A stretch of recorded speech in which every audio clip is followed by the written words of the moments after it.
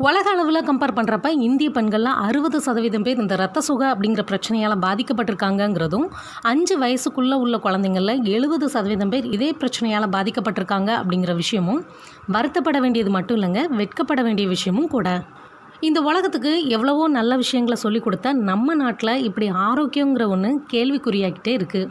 இன்றைக்கி நம்ம இந்த வீடியோவில் என்ன பார்க்க போகிறோன்னா, ஹெச்பினா என்ன, ஹெச்பி லெவல் எவ்வளவு இருக்கணும், அனிமியாவுக்கும் ஹெச்பி லெவலுக்கும் அயன் கண்டென்ட்க்கும் உள்ள கனெக்ஷன் என்ன, இந்த அனிமியா யாருக்கெல்லாம் வர்றதுக்கான காரணங்கள் என்னென்ன அப்படிங்கிறத பாமரரும் புரிஞ்சுக்கிற மாதிரி பக்குவமாக தெரிஞ்சுக்கலாம் வாங்க. இதுவாக ஆண்கள் கூட கம்பேர் பண்ணுறப்ப குழந்தைகளும் பெண்களும் தான் இந்த இரத்த சோகை அப்படிங்கிற பிரச்சனையால் அதிக அளவு பாதிக்கப்படுறாங்க. ரத்தத்தில் ஹெச்பியோட லெவல் குறையிறது தான் அனிமியான்னு சொல்கிறோம். அப்போ நார்மலாக நம்ம ஒவ்வொருத்தருக்கும் ஹெச்பியோட லெவல் எவ்வளவு இருக்கணும் அப்படின்னா, ஆண்களை பொறுத்த வரைக்கும் 13.5 17.5 அலகு வரைக்கும் இருக்கணும். இது பெண்கள்னா 11.5 15.5 அலகு வரைக்கும் இருக்கணும். இந்த அளவுல இருந்து ஓரிரு அலகுகள் குறையிறப்ப சில விஷயங்களை சரி செஞ்சாலே அந்த பிரச்சனையை ஈஸியாக சரி பண்ணிடலாம். அதே இது 4 அல்லது 5 அலகுகள் அந்த மாதிரி குறையிறப்ப ரத்தம் ஏற்றியே ஆகணும் அப்படிங்கிற கட்டாய நிலைக்கு தள்ளப்படுவாங்க.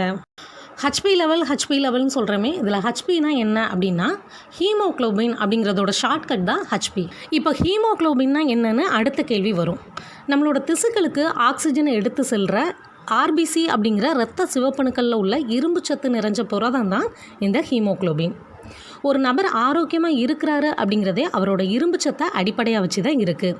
இரும்பு எப்படி ஸ்ட்ராங்கானதோ அதே மாதிரி உடம்புங்கிற கட்டடத்துக்கு ஸ்ட்ராங்கே இந்த இரும்பு சத்துங்கிற பேஸ்மெண்ட்டை வச்சு தான்.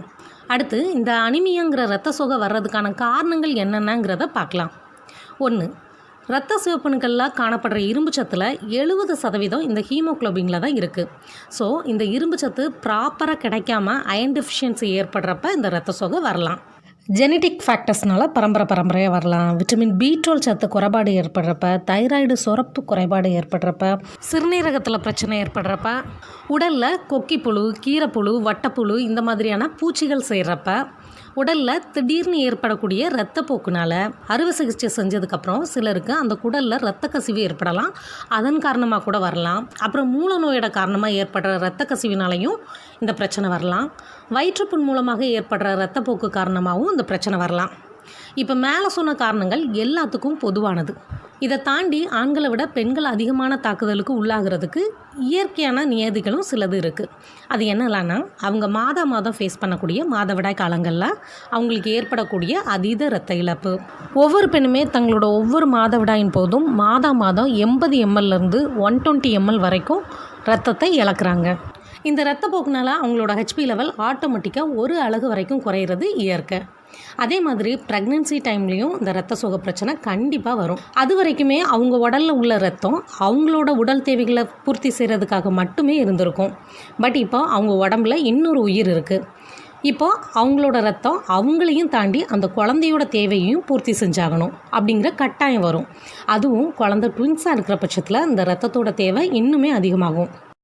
இதை தொடர்ந்து டெலிவரி டைம்களில் ஏற்படுற அதீத இரத்த இழப்பு, கோழி வந்ததா முட்டை வந்ததா அப்படிங்கிற மாதிரி அபார்ஷன் நடக்கிறப்ப ஏற்படுற அதீத இரத்த இழப்புனால இந்த அனிமியா வரலாம்.